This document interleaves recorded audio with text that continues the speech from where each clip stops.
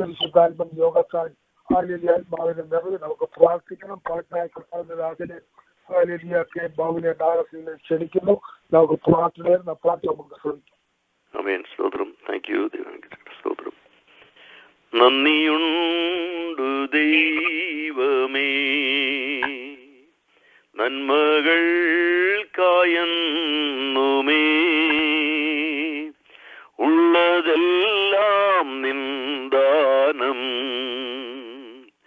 ജീവകാലം വാഴ്ത്തിടുമേ.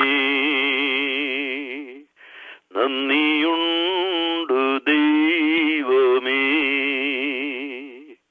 നന്മകൾക്കായെന്നുമേ ഉള്ളതെല്ലാം നിന്ദാനം ജീവകാലം വാഴ്ത്തിടുമേ. നന്ദിയുണ്ടു ദൈവമേ. എത്രയോ പ്രാവശ്യമൻ പ്രാണൻ പോകാമായിരുന്നു. മിഴികൾ നിറഞ്ഞൊഴുകി പാദങ്ങൾ തളർന്നു പോയി. എത്രയോ പ്രാവശ്യമൻ പ്രാണൻ പോകാമായിരുന്നു. മിഴികൾ നിറഞ്ഞൊഴുകി പാദങ്ങൾ തളർന്നു പോയി. എങ്കിലും നിന്ദയാലേ ഞാനിന്നും ജീവിക്കുന്നു. എങ്കിലും നിന്ദയാലേ ഞാനിന്നും ജീവിക്കുന്നു. നന്ദിയുണ്ടു ദൈവമേ നന്മകൾക്കായെന്നുമേ ഉള്ളതെല്ലാം നിന്ദാനം ജീവകാലം വാഴ്ത്തിടുമേ. നന്ദിയുണ്ടു ദൈവമേ. എത്രയോ പ്രാവശ്യം ഞാൻ നിന്നിൽ നിന്നകന്നു പോയി. അറിഞ്ഞും അല്ലാതെയും തിന്മകൾ ചെയ്തു പോയി. എത്രയോ പ്രാവശ്യം ഞാൻ നിന്നിൽ നിന്നകന്നു പോയി. അറിഞ്ഞും അല്ലാതെയും തിന്മകൾ ചെയ്തു പോയി. എങ്കിലും നിൻ സ്നേഹമതാൽ ഞാനിന്നും ജീവിക്കുന്നു. എങ്കിലും നിൻ സ്നേഹമതാൽ ഞാനിന്നും ജീവിക്കുന്നു. നന്ദിയുണ്ടു ദൈവമേ നന്മകൾക്കായെന്നുമേ ഉള്ളതെല്ലാം നിന്ദാനം ജീവകാലം വാഴ്ത്തിടുമേ. നന്ദിയുണ്ടു ദൈവമേ. എത്രയോ പ്രാവശ്യമൻ സഹയാത്രികനായി വന്നു. കഷ്ടതയിൽ തുണയായി ധൈര്യവും പകർന്നേകി. എത്രയോ പ്രാവശ്യമൻ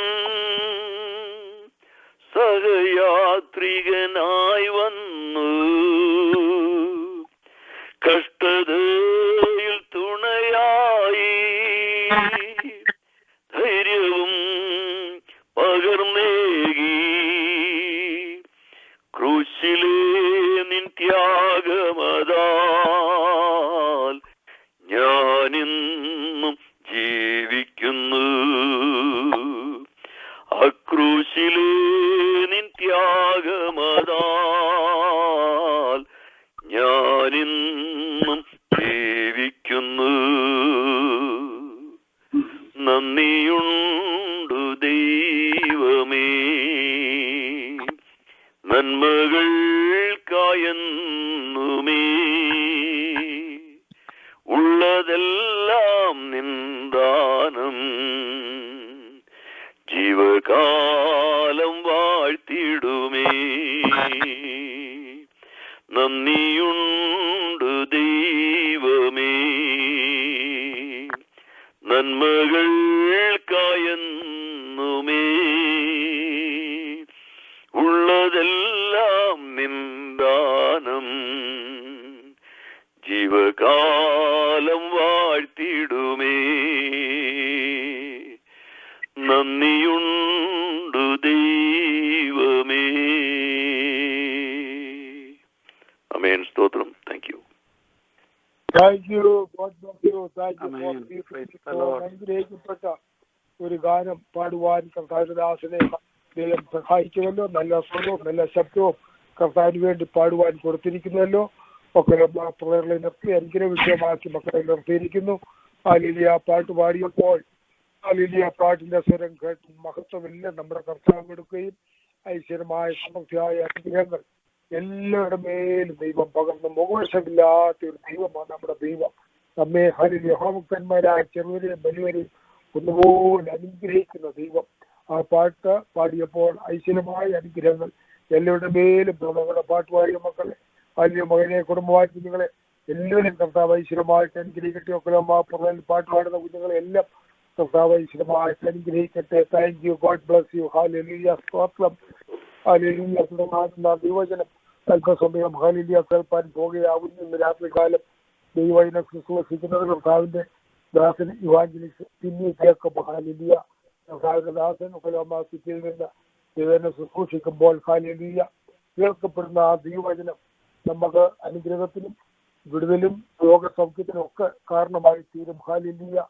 ഹല്ലേലൂയ. സ്തോത്രം. സ്തോത്രം. സ്തോത്രം. നമ്മുടെ കർത്താവായ യേശു ക്രിസ്തുവിന്റെ നിസ്തുല്യനായ ഒരു പ്രസംഗം കൂടിയായ നമ്മുടെ കർത്താവിന്റെ പ്രസംഗം എന്ന് പറയുമ്പോൾ ഹല്ലേലൂയ. സ്തോത്രം. ഒരു നല്ല പ്രാസംഗികൻ ഒന്നും മറച്ചു നോക്കാതെ ഹല്ലേലൂയ സകലം തുറന്നു പറയുന്ന ഒരു സത്യത്തിൽ ഹല്ലേലൂയ ഒരു പ്രാസംഗികന്റെ ഏറ്റവും ശ്രേഷ്ഠനും നമ്മുടെ കർത്താവായ യേശു ക്രിസ്തു ഹല്ലേലൂയ. സ്തോത്രം. പ്രസംഗിച്ചതായ പ്രസംഗം ദൈവനീതിയും വിശുദ്ധിയുമായിരുന്നു. ഹല്ലേലൂയ. സ്തോത്രം. സ്തോത്രം. സ്തോത്രം.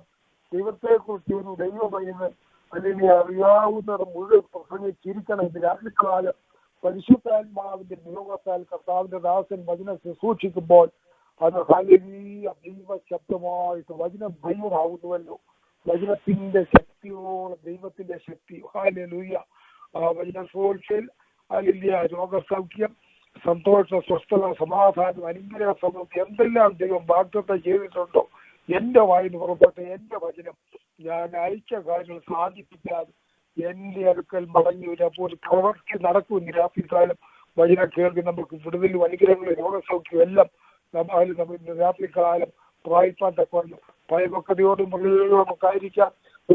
വിലപ്പെട്ട ദാസനെ അല്ലെ വചന ശുശ്രൂഷയ്ക്കായി ക്ഷണിക്കുന്നു. Praise the Lord. Praise the Lord.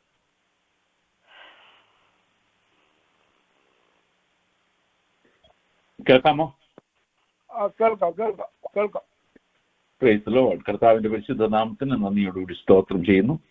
ഇന്ന് രാത്രികാലം നിങ്ങളോട് ഒരുമിച്ചായിരിക്കുവാനും ദൈവത്തിന്റെ വചനത്തിൽ സംസാരിക്കുവാനും ദൈവം തന്നിരിക്കുന്ന ഈ നല്ല സമയത്തിനായിട്ട് ഞാൻ ദൈവത്തിന് സ്തോത്രം ചെയ്യുന്നു. കർത്താവിന്റെ വചനം കേൾക്കുവാനും കർത്താവിന്റെ സന്നിധിയിൽ പ്രാർത്ഥിക്കുവാനും ദൈവം ഒരുക്കി കൂട്ടിക്കൊണ്ട് വന്നിരിക്കുന്ന ദൈവം സമയം വേർതിരിക്കുവാൻ പ്രേരണ നൽകിയിരിക്കുന്ന ദൈവത്തിന്റെ പ്രേരണയെ അനുസരിക്കുവാൻ ഹൃദയം ചായ്ച്ചിരിക്കുന്ന ദൈവമക്കൾക്കായിട്ട് ഞാൻ ദൈവത്തിന് സ്തോത്രം ചെയ്യുന്നു. രാത്രികാലം കർത്താവ് നമ്മളോട് വാസ്തവമായി സംസാരിക്കേണ്ടതിനും ദൈവത്തിന്റെ ആത്മാവിന്റെ പ്രവർത്തനം നമ്മുടെ ഹൃദയങ്ങളിൽ നടക്കേണ്ടതിനും വേണ്ടി നമുക്കെല്ലാം ഒരു നിമിഷം കർത്താവിന്റെ സന്നിധി നമുക്ക് പ്രാർത്ഥിക്കാം. പ്രിയ കർത്താവെ, ഞങ്ങൾ തിരുസന്നിധിയോട് അടുത്ത് വരുന്നു. നിന്റെ കൃപാസനത്തോടെ ഞങ്ങൾ അടുത്ത് വരുന്നു. ഞങ്ങളോട് സംസാരിക്കുന്ന അവിടുത്തെ വചനത്തിനായിട്ട് സ്തോത്രം ചെയ്യുന്നു. ഞങ്ങളോട് സംസാരിക്കുന്ന അവിടുത്തെ ആത്മാവിനായിട്ട് ഞങ്ങൾ നിനക്ക് സ്തോത്രം ചെയ്യുന്നു. ഇന്ന് രാത്രികാലം ഞങ്ങളുടെ ഹൃദയങ്ങളോട് ഇടപെടണമേ, സംസാരിക്കണമേ, ഞങ്ങളുടെ ജീവിതങ്ങളെ അവിടുന്ന് പണിയണമേ. കർത്താവിന്റെ ഇഷ്ടമുള്ള പ്രവൃത്തി ഞങ്ങളിൽ അവിടുത്തെ വചനത്താൽ അവിടുന്ന് നിർവഹിക്കണമേ. കർത്താവിന്റെ വചനത്തിന്റെ മുമ്പിൽ വിനയത്തോടുകൂടെ ഞങ്ങളുടെ ഹൃദയങ്ങളെ ഞങ്ങൾ താഴ്ത്തുന്നു. ഞങ്ങൾ നിന്റെ വചനത്തിനായിട്ട് കാത്തിരിക്കുന്നു. ഞങ്ങളുടെ ചെവികളെ നീ തുറക്കണമേ, ഞങ്ങളുടെ ഹൃദയങ്ങളെ നീ തുറക്കണമേ. ഞങ്ങൾ നല്ല നിലത്ത് പാകി വിട്ടുപോലെ അത് ഞങ്ങളുടെ ഉള്ളിൽ വീണ് വേരുറച്ച് ഫലം കായ്ക്കുവാൻ അവിടുന്ന് കൃപ നൽകണമേ. യേശു ക്രിസ്തുവിൻ നാമത്തിൽ അപേക്ഷിക്കുന്നു, ദയയോടെ കേൾക്കണമേ. ആമേൻ. കർത്താവിന് സ്തോത്രം ചെയ്യുന്നു. പ്രാർത്ഥനയുടെ അന്തരീക്ഷത്തിലാണല്ലോ നമ്മൾ ഇന്ന് രാത്രികാലം കൂടി വന്നിരിക്കുന്നത്. പ്രത്യേകിച്ച് കഷ്ടതയിലൂടെയും പ്രയാസത്തിലൂടെയും പ്രതികൂലങ്ങളിലൂടെയും ഞെരുക്കങ്ങളിലൂടെയും പീഡനങ്ങളിലൂടെയും കടന്നു പോകുന്ന ലോകത്തിന്റെ വിവിധ ഇടങ്ങളിലുള്ള ദൈവമക്കൾക്ക് വേണ്ടി പ്രാർത്ഥിക്കുവാനായിട്ടാണ് നമ്മൾ ഈ സമയം കർത്താവിന്റെ സന്നിധിയിൽ അടുത്ത് വന്നിരിക്കുന്നത്. ദൈവത്തിന് സ്തോത്രം ചെയ്യുന്നു. അതോടുള്ള ബന്ധത്തിലാണ് ചില കാര്യങ്ങൾ ഞാൻ നിങ്ങളോട് സംസാരിക്കാനായിട്ട് ആഗ്രഹിക്കുന്നത്. ദൈവത്തിന്റെ വചനത്തിൽ നിന്ന് പ്രാർത്ഥനയോടുള്ള ബന്ധത്തിൽ ചില കാര്യങ്ങൾ ഓർമ്മിപ്പിക്കുവാനായിട്ടാണ് ഞാൻ ഈ സമയം ആഗ്രഹിക്കുന്നത്. ദൈവത്തിന് സ്തോത്രം ചെയ്യും. നമുക്ക് ദൈവത്തിന്റെ വചനത്തിൽ നിന്ന് ഒരു കുറെ വാക്യങ്ങൾ വായിക്കാം. യെശയ്യാവിന്റെ പ്രവചനം 66-ാം അധ്യായത്തിന്റെ 1-2 വാക്യങ്ങൾ ഞാൻ ആദ്യമായിട്ട് വായിക്കുന്നു. യഹോവ ഇപ്രകാരം അരുളിച്ചെയ്യുന്നു, സ്വർഗം എന്റെ സിംഹാസനവും ഭൂമി എന്റെ പാദപീഠവും ആകുന്നു. നിങ്ങൾ എനിക്ക് പണിയുന്ന ആലയവും ഏതുവിധം, എന്റെ വിശ്രാമസ്ഥലവും ഏത്? ഇതൊക്കെയും എന്റെ കൈ ഇതൊക്കെയും ഉണ്ടാക്കി, അങ്ങനെയാകുന്നു ഇതൊക്കെയും ഉളവായത് എന്ന് യഹോവ അരുളിച്ചെയ്യുന്നു. എങ്കിലും അരിഷ്ടനും മനസ്സ് തകർന്നവനും എന്റെ വചനത്തിൽ വിറയ്ക്കുന്നവനുമായ മനുഷ്യനെ ഞാൻ കടാക്ഷിക്കും. Praise the Lord. ദൈവത്തിന്റെ വചനത്തിനായിട്ട് സക്രിയ ദൈവത്തിന്റെ വചനത്തിനായിട്ട് ഞാൻ ദൈവത്തിന്റെ സ്തോത്രം ചെയ്യുന്നു. യെശയ്യാവിന്റെ ലാസ്റ്റ് ചാപ്റ്ററാണ് നമ്മൾ 66-ാം അധ്യായം. അത് നമ്മൾ അതിന്റെ ആദ്യത്തെ വാക്യങ്ങളാണ് നമ്മൾ വായിച്ചത്. യെശയ്യാവിലൂടെ വിപ്ലവകരമായ സന്ദേശങ്ങളാണ് ദൈവം നൽകുന്നത്. വിപ്ലവകരം എന്ന് വെച്ചാൽ ധാരണകളെ മാറ്റിമറിക്കുന്ന, മുൻവിധികളെ മാറ്റിമറിക്കുന്ന, മുൻധാരണകളെ തിരുത്തി കുറിക്കുന്നതുമായ വചനങ്ങളാണ് ദൈവം തന്റെ ജനത്തിന് യെശയ്യാവിലൂടെ നൽകുന്നത്. നമുക്കറിയാൻ കഴിയും. പല മുൻവിധികളെയും പല ധാരണകളിൽ നിന്ന് വ്യത്യസ്തമായി, നിന്റെ വഴികളല്ല എൻ്റെ വഴികൾ, നിന്റെ വിചാരങ്ങളല്ല എൻ്റെ വിചാരങ്ങൾ, ആകാശം ഭൂമിക്ക് മീതെ ഉയർന്നിരിക്കുന്നത് പോലെ എൻ്റെ വഴികൾ നിങ്ങളുടെ വഴികളിലും എൻ്റെ വിചാരങ്ങൾ നിങ്ങളുടെ വിചാരങ്ങളിലും ഉന്നതമായിരിക്കുന്ന അരുളി ചെയ്തുകൊണ്ട് ദൈവം ഹൃദയങ്ങളോട് സംസാരിക്കുന്നതാണ് യെശയ്യാവിലൂടെ നമ്മൾ കാണുന്നത്. നമ്മുടെ ധാരണകൾ പലതും ദൈവ വചനത്തിന് മുമ്പിൽ വരുമ്പോൾ തിരുത്തുവാൻ നമ്മൾ തയ്യാറാകണം. നമ്മുടെ മൂല്യങ്ങൾ, അതായത് നമ്മൾ വിലമതിക്കുന്ന കാര്യങ്ങൾ ദൈവ വചനത്തിന് മുമ്പാകെ നമ്മൾ പുനഃപരിശോധനയ്ക്ക് വിധേയമാക്കേണ്ടതുണ്ട്. ദൈവ വചനം ടേബിൾ ടേൺ ചെയ്യുന്നതാണ്, അത് മേശകൾ തിരിച്ചിടുന്നതാണ്. അത് എന്ന് വെച്ചാൽ നമ്മുടെ ധാരണകളെ മാറ്റിമറിക്കുന്നതാണ്. ഇവിടെ യെശയ്യാവ് പ്രത്യേകിച്ച് നമ്മൾ ചുരുങ്ങിയ സമയത്തിനുള്ളിലാണ് നമ്മൾ ഈ ചിന്ത ചിന്തിക്കുന്നത്. ഇവിടെ യെശയ്യാവ് എന്താ പറയുന്നത്? നിങ്ങളുടെ ആത്മീയതയുടെ ഉത്തുംഗ ഗോപുരമായി, നിങ്ങളുടെ ആത്മീയതയുടെ വലിയ സമ്പത്തായി, നിങ്ങളുടെ ആത്മീയതയുടെ എവറസ്റ്റായിട്ട് നിങ്ങൾ കരുതുന്ന പലതും ഏത് വിധം, ഹൗ വാല്യുബിൾ ഇസ് ഇറ്റ്? എന്നാൽ ഞാൻ വിലമതിക്കുന്നത് എന്തിനാണ്? ദൈവം പറയുകയാണ്, നിങ്ങൾ കൊടുക്കുന്ന വിലയല്ല ഞാൻ സംഗതികൾക്ക് കൊടുക്കുന്നത്, നിങ്ങൾ ഇടുന്ന മാർക്കല്ല ഞാൻ കാര്യങ്ങൾക്ക് ഇടുന്നത്, നിങ്ങൾ വലിയ ആഘോഷമായി കൊണ്ടു നടക്കുന്ന ആഘോഷങ്ങളിലല്ല ഞാൻ പ്രസാദിക്കുന്നത്, നിങ്ങളുടെ ഉത്സവങ്ങളിലല്ല ഞാൻ പ്രസാദിക്കുന്നത്. Praise the Lord. ദൈവം പറയുകയാണ്, ഇതൊക്കെ എൻ്റെ കൈ ഉണ്ടാക്കി, ഇതിനൊക്കെ ഇത്രയ്ക്കുള്ള വിലയേ ഉള്ളൂ എന്ന് എനിക്കറിയാം, എന്നാൽ എന്തിലാണ് ഞാൻ പ്രസാദിക്കുന്നത്? ദൈവം പറയുകയാണ്. ഇവിടെ പറയുന്നു, ഇപ്പൊ നമുക്കറിയാമല്ലോ ഇസ്രായേലിന്റെ മഹത്വമാണ് ഇത് ആലയം. ഇസ്രയേലിന്റെ മഹത്വം. ദൈവം ഈജിപ്തിലെ അടിമത്തത്തിൽ നിന്ന് വിടുവിച്ച് മരുഭൂമിയിൽ കൂടി നടത്തി രാജ്യങ്ങളെ കീഴടക്കി, 40 വർഷം വരെ നടത്തി രാജ്യങ്ങളെ കീഴടക്കി അവർക്ക് രാജ്യവും അവരെ രാജകീയ പുരോഹിത വർഗമാക്കി തീർത്തിട്ട് അവർക്ക് സ്ഥാപിച്ചു കൊടുത്ത രാജ്യവും സിംഹാസനവും അതിന് ഫലമായിട്ട് അവർക്ക് അത് മുഖാന്തരമായിട്ട് അവർക്ക് സമാധാനം നൽകി അവരുടെ ദേശത്ത് ദൈവത്തിന്റെ ആലയം സ്ഥാപിച്ചു കൊടുത്ത് ലോകത്തിന് സാക്ഷ്യമായിട്ട് വിവിധ ജാതികളിൽ നിന്ന് ലോകത്തിന് സാക്ഷ്യമായിട്ട് വന്നിട്ട് ഇത് അങ്ങനെ എങ്ങനെ ദൈവത്തിന് പറയുന്നത്, എന്റെ ആലയം സകല ജാതികൾക്കും പ്രാർത്ഥനാലയം, സകല ജാതികൾക്കും പ്രാർത്ഥനാലയം എന്ന് വിളിക്കപ്പെടും എന്നരുളി ചെയ്തുകൊണ്ട്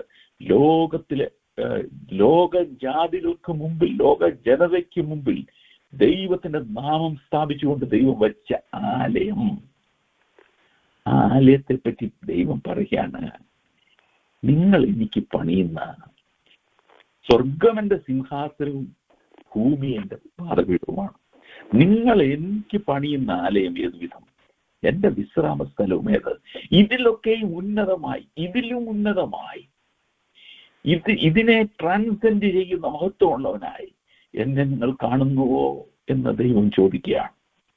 നമ്മൾ കൊടുക്കുന്ന മാർക്കിന് അതീതമായിട്ട് നമ്മൾ പുലർത്തുന്ന ധാരണകൾക്ക് വ്യത്യസ്തമായി ദൈവം നമ്മളോട് സംസാരിക്കുമ്പോൾ നമ്മൾ തിരിച്ചറിയണം, ആലയത്തെക്കാൾ വലിയവൻ. Hallelujah, hallelujah. നമ്മുടെ രാജാധിരാജാവായ നമ്മുടെ കർത്താവായ ദൈവത്തിന്റെ മഹത്വം നമ്മൾ തിരിച്ചറിയണം എന്ന് ഞാൻ ആമുഖമായി പറഞ്ഞുകൊള്ളട്ടെ.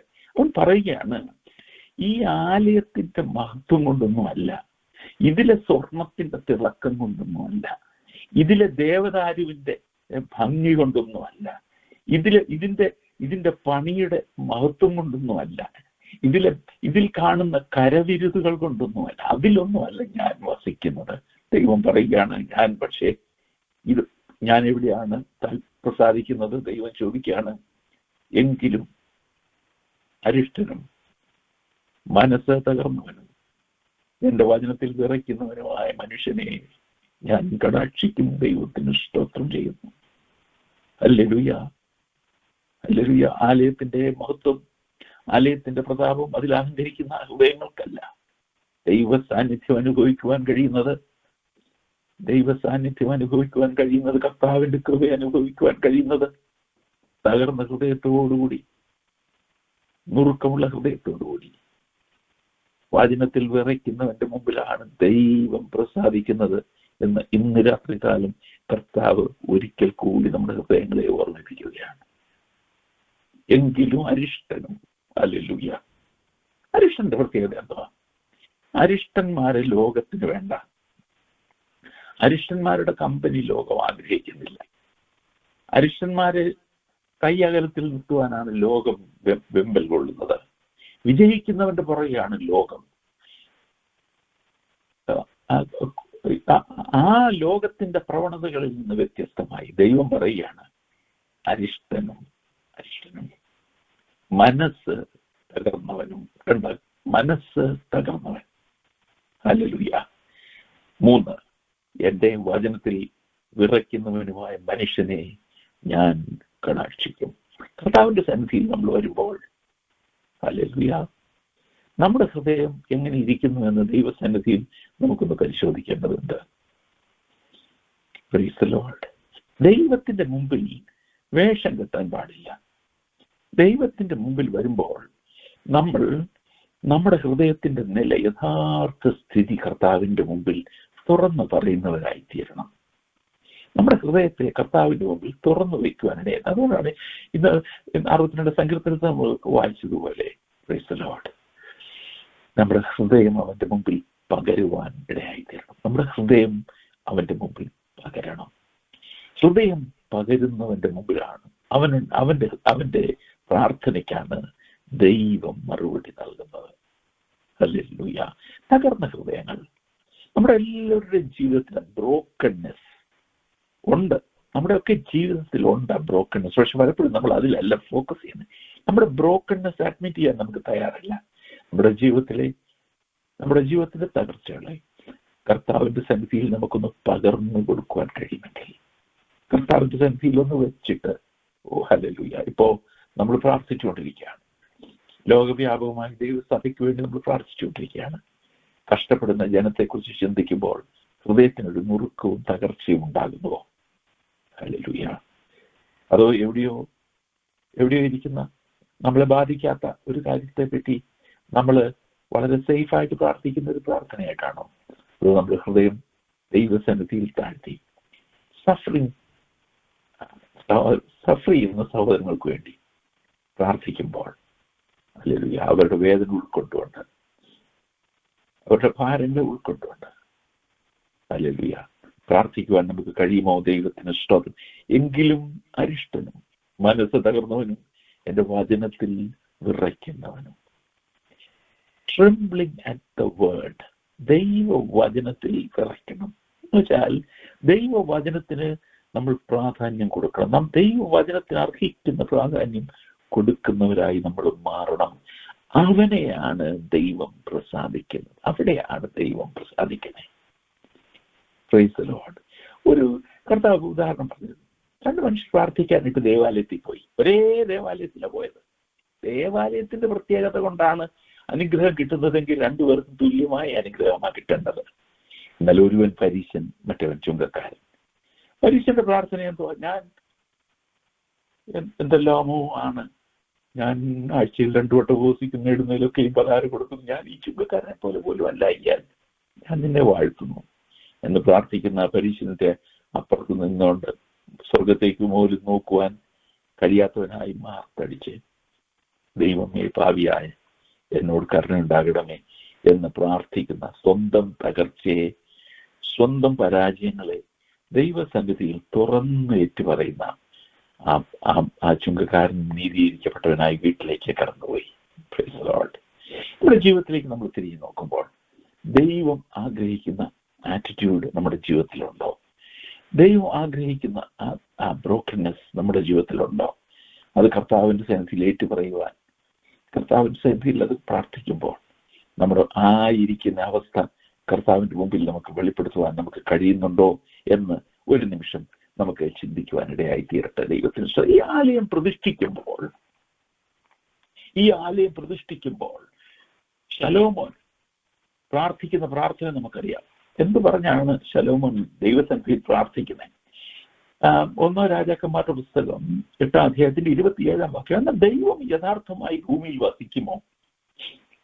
സ്വർഗത്തിലും നീ അടങ്ങുകയില്ലല്ലോ, പിന്നെ ഞാൻ പണിതിരിക്കുന്ന ഈ ആലയത്തിൽ അടങ്ങുന്നത് എങ്ങനെ? പക്ഷെ ശലോമോന് തന്നെ അറിയാം എത്ര ഉന്നതമായിട്ട്, എത്ര ദേവദാരുണ്യം, എത്ര വിലപിടിപ്പുള്ള ആലയമാണ് ഞാൻ പണിയുന്നതെങ്കിലും അതിന്റെ മഹത്വത്തിലൊന്നുമല്ല ദൈവം വസിക്കുന്നത്. ദൈവത്തിന് സ്തോത്രം.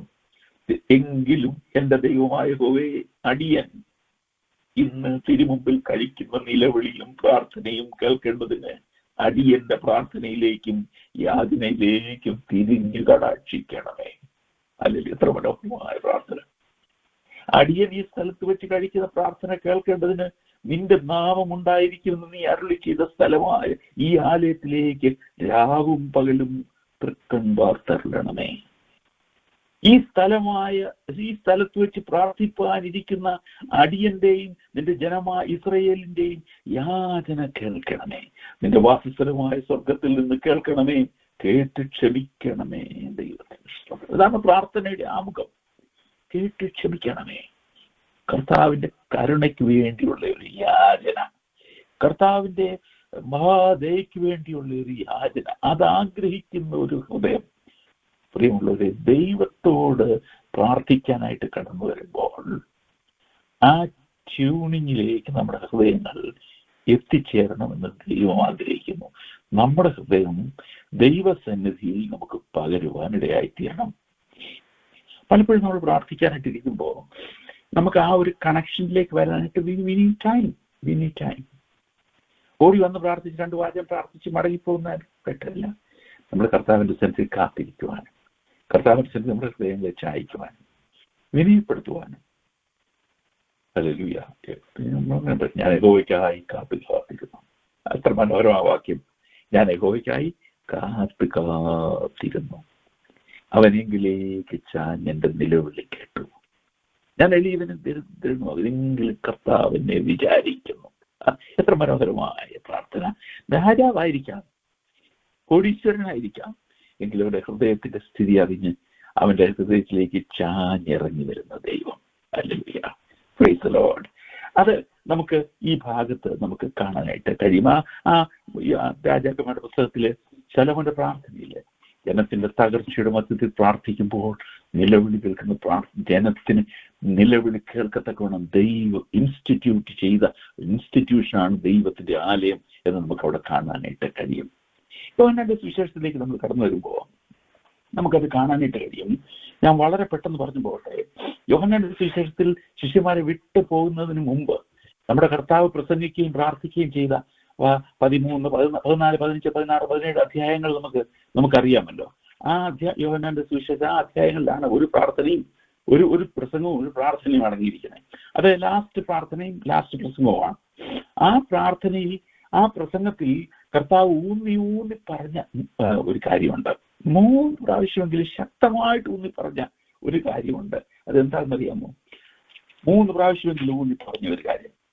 അത് 14 അധ്യായത്തിന്റെ ഒരു വാക്യം, 15 അധ്യായത്തിൽ നിന്നൊരു വാക്യം, 16 അധ്യായത്തിൽ നിന്നൊരു വാക്യമായിട്ട് ഞാൻ ഇതൊന്ന് വായിച്ചു കൊള്ളട്ടെ. ദൈവത്തിന് സ്തോത്രം ചെയ്യുന്നു. നോക്കാം. 14 അധ്യായത്തിൽ ഇങ്ങനെ പറയുന്നു: നിങ്ങൾ എന്റെ നാമത്തിൽ അപേക്ഷിക്കുന്നതൊക്കെയും പിതാവ് പുത്രനിൽ മഹത്വപ്പെടേണ്ടതിന് ഞാൻ ചെയ്തു തരും.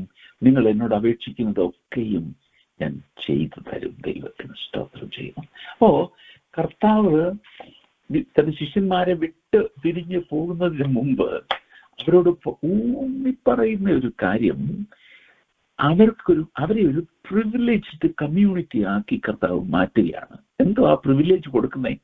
അവരുടെ പ്രിവിലേജ് എന്തുവാ? പ്രിയമുള്ളവരെ, ദൈവ മക്കൾ എന്നുള്ള നിലയ്ക്ക് നമ്മളുടെ പ്രിവിലേജ് എന്താ? ഹല്ലേലൂയ. നമ്മുടെ നിലവിളിക്ക് മറുപടി നൽകുന്ന ഒരു ദൈവം നമുക്കുണ്ട്. Praise the Lord.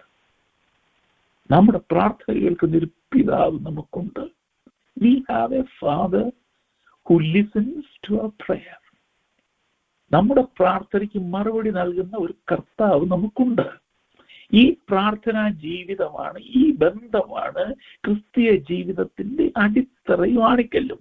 നമ്മൾ തിരിച്ചറിയണം. അപ്പോൾ അവരോട് പറയുകയാണ്, ഈ 14 അധ്യായത്തിൽ ആ വാക്യത്തിലേക്ക് വരുന്നതിന് മുമ്പ് കർത്താവ് പറയുകയാണ്, ഞാൻ പിതാവിലും പിതാവ് എന്നിലും എന്നെ വിശ്വസിപ്പിൻ. ആമേൻ, ആമേൻ. ഞാൻ നിങ്ങളോട് പറയുന്നു, ഞാൻ ചെയ്യുന്ന പ്രവൃത്തി എന്നെ വിശ്വസിക്കുന്നവനും ചെയ്യും. അപ്പോ വിശ്വസിക്കുന്നതിന്റെ ഫലമാണ്. അപ്പൊ വിശ്വാസത്തിന്റെ പശ്ചാത്തലത്തിലാണ് കർത്താവ് പറയുന്നത്, വിശ്വസിക്കുന്നത് പിതാവ് എന്നിലും ഞാൻ പിതാവിലും, ഞാൻ പിതാവിലും പിതാവ് എന്നിലും എന്ന് എന്നെ വിശ്വസിപ്പിൻ. ആ വിശ്വാസത്തിന്റെ അടിസ്ഥാനത്തിലാണ് ഉള്ള പ്രാർത്ഥനയ്ക്കാണ് കർത്താവിന്റെ സന്നിധിയിൽ നിന്നും മറുപടി. നോക്കണം. അപ്പൊ നമ്മുടെ വിശ്വാസം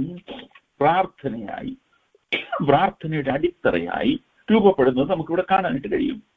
അതിന്റെ ഫലമായിട്ടുണ്ടാകുന്ന അനുഗ്രഹം എന്താണെന്ന് കർത്താവ് പറയുകയാണ്, നിങ്ങൾ എന്റെ നാമത്തിൽ അപേക്ഷിക്കുന്നതൊക്കെയും പിതാവ് പുത്രനിൽ മഹത്വപ്പെടേണ്ടതിന് ഞാൻ ചെയ്തു തരും. ഹല്ലേലൂയ. പിതാവ് പുത്രനിൽ വസിക്കുന്നത് കൊണ്ട്, പുത്രൻ പിതാവിൽ വസിക്കുന്നത് കൊണ്ട്, നമ്മൾ കർത്താവിൽ വസിക്കുന്നത് കൊണ്ട് നമുക്ക് കിട്ടുന്ന ആക്സസ്, നമുക്ക് കിട്ടുന്ന പ്രിവിലേജ് എന്താണ്? നമുക്ക് പ്രാർത്ഥിക്കാനും പ്രാർത്ഥനയ്ക്ക് മറുപടി കിട്ടാനും ഒരു വഴി തുറന്നിരിക്കുന്നത് സ്തോത്രം ചെയ്യുന്നു. രണ്ടാമത് ഊന്നി പറയുന്ന കാര്യം നോക്കുക. 15 അധ്യായം പറയുകയാണ്, നിങ്ങൾ എന്നിലും എന്റെ വചനം നിങ്ങളിലും വസിച്ചാൽ നിങ്ങൾ ഇച്ഛിക്കുന്നത് എന്തെങ്കിലും അപേക്ഷിപ്പിൻ, അത് നിങ്ങൾക്ക് കിട്ടും. എന്താണെന്ന് പറയാം. അപ്പോ പ്രാർത്ഥനയ്ക്ക് മറുപടി ഉണ്ട്. പ്രാർത്ഥിച്ച് മറുപടി കർത്താവിൽ നിന്ന് പ്രാപിക്കാനായിട്ട് കഴിയുമെന്നുള്ളത് ഊന്നി പറയുന്ന 3 പറയുന്ന കാര്യങ്ങളാണ് ഞാൻ സൂചിപ്പിക്കുന്നത്. രണ്ടാമത് പറയുന്നത് എന്തിന്റെ പശ്ചാത്തലത്തിലാണ്? ഒന്നാമത് വിശ്വാസത്തിന്റെ പശ്ചാത്തലത്തിലാണെങ്കിൽ, രണ്ടാമത് എന്തിന്റെ പശ്ചാത്തലത്തിലാണ്? വചനത്തിന്റെ. എന്റെ വചനം നിങ്ങളിൽ വസിക്കുന്നു എങ്കിൽ നിങ്ങൾ ഇച്ഛിക്കുന്നത് എന്തെങ്കിലും അപേക്ഷിക്കും. വചനം നമ്മളിൽ വസിക്കുന്നു എങ്കിൽ വചനപ്രകാരം നമ്മൾ പ്രാർത്ഥിക്കുമ്പോൾ കർത്താവ് സ്വർഗത്തിൽ നിന്ന് മറുപടി നൽകുന്നു. ദൈവത്തിന് സ്തോത്രം ചെയ്യുന്നു. Praise the Lord. 2, 3 പറയുകയാണ്, നിങ്ങൾ എന്നെ തെരഞ്ഞെടുക്കുക. 15 അധ്യായത്തിന്റെ 16 മുതലുള്ള വാക്യം. നിങ്ങൾ എന്നെ തെരഞ്ഞെടുത്തു എന്നല്ല, ഞാൻ നിങ്ങളെ തെരഞ്ഞെടുത്തു. നിങ്ങൾ പോയി ഫലം കായ്ക്കേണ്ടതിനും നിങ്ങളുടെ ഫലം നിലനിൽക്കേണ്ടതിനും നിങ്ങളെ ആക്കി വെച്ചുമിരിക്കുന്നു. നിങ്ങൾ എൻ്റെ നാമത്തിൽ പിതാവിനോട് അപേക്ഷിക്കുന്നതൊക്കെയും ഞാൻ നിങ്ങൾക്ക് ചെയ്ത് അവൻ നിങ്ങൾക്ക് തരുവാനായിട്ട് തന്നെ. നിങ്ങൾ അപ്പോ മൂന്നാമത്തെ കാര്യം എന്താ? നിങ്ങൾ പോയി ഫലം കായ്ക്കേണ്ടതിന് വേണ്ടിയും നിങ്ങളുടെ ഫലം നിലനിൽക്കേണ്ടതിന് വേണ്ടി ഞാൻ നിങ്ങളെ ആക്കി വെച്ചിരിക്കുന്നു. നിങ്ങൾ എൻ്റെ സ്നേഹത്തിൽ വസിക്കേണ്ടതിന് വേണ്ടി. Praise God. അപ്പോൾ കർത്താവിന്റെ സ്നേഹത്താൽ പ്രേരിതമായ ഒരു പ്രാർത്ഥനാ ജീവിതം അതെന്ത് ചെയ്യുന്ന പറയുന്നത്? ഇവിടെ കർത്താവ് പറയുന്നത്, അപ്പോൾ പോയി ഫലം കായ്ക്കുവാൻ നമുക്ക് ഇടയായിത്തീരും. അപ്പൊ നമ്മൾ ഓർക്കണം, നമ്മളെ കർത്താവ് രാജകീയ പുരോഹിത വർഗമായിട്ട്, കർത്താവിന്റെ അഭിഷിക്തന്മാരായിട്ട്, കർത്താവിന്റെ പ്രവാചകന്മാരായിട്ട് ഒക്കെ നമ്മളെ വിളിച്ചിരിക്കുന്നു, തീർത്തിരിക്കുന്നതിന്റെ പ്രയോജനം എന്തെന്ന് വെച്ചാൽ, നമ്മളിലൂടെ ചില ഫലങ്ങൾ മറ്റുള്ളവർക്ക് ലഭിക്കണം. അപ്പൊ നമ്മളെ ദൈവം നമുക്ക് ഈ പ്രിവിലേജ്ഡ് പൊസിഷൻ കർത്താവ് തന്നിരിക്കുന്നതിന്റെ ഉദ്ദേശം എന്തെന്ന് വെച്ചാൽ, നമ്മൾ മറ്റുള്ളവർക്ക് വേണ്ടി പ്രാർത്ഥിച്ച് ചില അനുഗ്രഹങ്ങൾ മറ്റുള്ളവർക്ക് കൂടെ വാങ്ങിച്ചു കൊടുക്കുന്നവരായി തീരണം എന്നാണ് കർത്താവ് ആഗ്രഹിക്കുന്നത്. പ്രിയമുള്ളവരെ, പ്രാർത്ഥിക്കുന്ന ഒരു മാതാവായി, പ്രാർത്ഥിക്കുന്ന ഒരു പിതാവായി, പ്രാർത്ഥിക്കുന്ന ഒരു സഹോദരനായി, പ്രാർത്ഥിക്കുന്ന ഒരു പാസ്റ്ററായി, പ്രാർത്ഥിക്കുന്ന ഒരു സുവിശേഷകനായി, പ്രാർത്ഥിക്കുന്ന ഒരു യുവാവായി, പ്രാർത്ഥിക്കുന്ന ഒരു ബാലകനായി, ഒരു ബാലികയായി ദൈവം നിന്നെ വിളിച്ചിട്ടുണ്ടെങ്കിൽ, ഇനി ആക്കിയിരിക്കുന്ന കമ്മ്യൂണിറ്റിയിൽ അനുഗ്രഹത്തിന്റെ ഒരു ചാനലായിട്ടാണ് ദൈവം നിന്നെ വിളിച്ചിരിക്കുന്നത് എന്ന് ഇന്ന് രാത്രിയിൽ തിരിച്ചറിയണം. ദൈവത്തിന് സ്തോത്രം ചെയ്യുന്നു. ഹല്ലേലൂയ. പോയി ഫലം കായ്ക്കേണ്ടതിന് വേണ്ടിയും ആ ഫലം നിലനിൽക്കേണ്ടതിന് വേണ്ടിയും അവൻ നിങ്ങളെ തെരഞ്ഞെടുത്തിരിക്കുന്നു. എന്ത് പറയുന്നു? നിങ്ങൾ എൻ്റെ നാമത്തിൽ അപേക്ഷിക്കുന്നതൊക്കെയും ഞാൻ ചെയ്തു തരുവാനായിട്ട് തന്നെ. പ്രിയമുള്ളവരെ, ഞാൻ നിങ്ങളോട് പറയട്ടെ, പ്രാർത്ഥിക്കുന്ന ഒരു വ്യക്തിയിലൂടെ പ്രവർത്തിക്കുന്ന പ്രവൃത്തിയുടെ അനുഗ്രഹ ഫലങ്ങൾ ഒരു കുടുംബത്തിലോ ഒരു വ്യക്തിയിലോ ഒരു ദേശത്തിലോ അടങ്ങുന്നതല്ല. അത് ദേശകാല വ്യത്യാസം കൂടാതെ ലോകത്തിന് അനുഗ്രഹമായി മാറ്റപ്പെടുന്നതാണ് എന്ന് നമുക്ക് കാണുവാനായിട്ട് കഴിയും. പ്രാർത്ഥിക്കുന്ന അബ്രഹാമിലൂടെ ലോത്ത് അനുഗ്രഹിക്കപ്പെടുന്നു. പ്രാർത്ഥിക്കുന്ന അബ്രഹാമിലൂടെ സോദോമിന് വേണ്ടി പോലും പ്രാർത്ഥിക്കപ്പെടുന്നു. ദൈവത്തിന്റെ സ്തോത്രം ചെയ്യുന്നു. പ്രാർത്ഥിക്കുന്നവനിലൂടെ അവനോടാണ് ദൈവം പറയുന്നത്, ഞാൻ നിന്നെ അനുഗ്രഹിക്കും, നീ ഒരു അനുഗ്രഹമായി തീരും. You will become A blessing. നിന്നിൽ ഭൂമിയിലെ സകല വംശങ്ങളും അനുഗ്രഹിക്കപ്പെടും. ദൈവത്തിന്റെ സ്തോത്രം. അതാ ദൈവസഭയെ കുറിച്ചുള്ള കർത്താവിന്റെ കോളിംഗ്. ഇതാ, നിങ്ങൾ പോയി ഫലം കായ്ക്കേണ്ടതിന് വേണ്ടിയും ആ ഫലം നിലനിൽക്കേണ്ടതിന് വേണ്ടിയും കർത്താവ് നമ്മളെ വിളിച്ചിരിക്കുന്നു. നമ്മുടെ പ്രാർത്ഥനയുടെ അതിരുകളൊന്ന് വിശാലമായി തീരട്ടെ. നമ്മുടെ പ്രാർത്ഥന നമുക്ക് വേണ്ടി മാത്രമായിട്ടല്ല. ഹല്ലേലൂയ. വേദനിക്കുന്ന പലർക്ക് വേണ്ടിയും പ്രാർത്ഥിക്കുവാൻ ദൈവമായ കർത്താവ് നമ്മെ ഉപയോഗിക്കുമാറാകട്ടെ. എനിക്ക് ചില ഉദാഹരണങ്ങൾ കൂടെ ദൈവത്തെ വചനത്തിൽ നിന്ന് നൽകണമെന്നുണ്ടെങ്കിലും ഇന്ന് സമയം അനുവദിക്കാത്തതുകൊണ്ട് ഞാൻ എൻ്റെ വാക്കുകൾ ഇവിടെ അവസാനിപ്പിക്കുകയാണ്. പ്രാർത്ഥിക്കുന്ന ഒരു മാതാവായി, പ്രാർത്ഥിക്കുന്ന ഒരു പിതാവായി, പ്രാർത്ഥിക്കുന്ന ഒരു സഹോദരനായി, പ്രാർത്ഥിക്കുന്ന ഒരു യുവാവായി, പ്രാർത്ഥിക്കുന്ന ഒരു യുവതിയായി, പ്രാർത്ഥിക്കുന്ന ഒരു ബാലകനായി, പ്രാർത്ഥിക്കുന്ന ഒരു ബാലികയായി കർത്താവ് നിന്നെ വിളിച്ചിട്ടുണ്ടെങ്കിൽ, പ്രാർത്ഥനയുടെയും യാചനയുടെയും ആത്മാവിനെ അവൻ നിന്റെ മേൽ പകർന്നിട്ടുണ്ടെങ്കിൽ, നീ കുടുംബത്തിന്, നീ ദേശത്തിന്, നീ ലോകത്തിന് തന്നെ ഒരു അനുഗ്രഹത്തിന്റെ ചാനലാണ് എന്ന് ഇന്ന് രാത്രികാലം മനസ്സിലാക്കുക. Hallelujah, hallelujah, hallelujah. നീ പോയി ഫലം കായ്ക്കേണ്ടതിന് വേണ്ടിയും നിന്റെ ഫലം നിലനിൽക്കേണ്ടതിന് വേണ്ടിയും ദൈവം നിന്നെ ആക്കി വെച്ചിരിക്കുന്നു എന്ന് തിരിച്ചറിയുക. നീ ചോദിക്കുന്നത് നൽകുവാൻ സ്വർഗത്തിലെ ദൈവം വിശ്വസ്തനായ ദൈവമാണ്. ഹല്ലേലൂയ. ആ വിശ്വാസത്തിന്റെ പശ്ചാത്തലത്തിൽ, വചനത്തിന്റെ പശ്ചാത്തലത്തിൽ, ഹല്ലേലൂയ, ദൈവത്തിലൂടെ വെളിപ്പെടുന്ന ജനത്തോടുള്ള സ്നേഹത്തിന്റെ പശ്ചാത്തലത്തിൽ നമുക്ക് കർത്താവിന്റെ സന്നിധിയിലേക്ക് നമുക്ക് അടുത്തു വരാം. കർത്താവിന്റെ സ്നേഹം എന്നെ നിർബന്ധിക്കണം എന്നുള്ള ആ നിർബന്ധത്തോടുകൂടി നമുക്ക് മറ്റുള്ളവർക്ക് വേണ്ടിയും കൂടെ പ്രാർത്ഥിച്ച് അവരുടെ ജീവിതത്തിലേക്ക് ചില അനുഗ്രഹത്തിന്റെ ചാനലുകൾ വെട്ടി തുറക്കുവാൻ ദൈവമായ കർത്താവ് ഈ നാളിൽ നമ്മെ സഹായിക്കട്ടെ എന്നുള്ള പ്രാർത്ഥനയോടുകൂടി ഞാൻ എൻ്റെ വാക്കുകൾ അവസാനിപ്പിക്കുന്നു. ദൈവമായ കർത്താവ് നമ്മെ അനുഗ്രഹിക്കുമാറാകട്ടെ.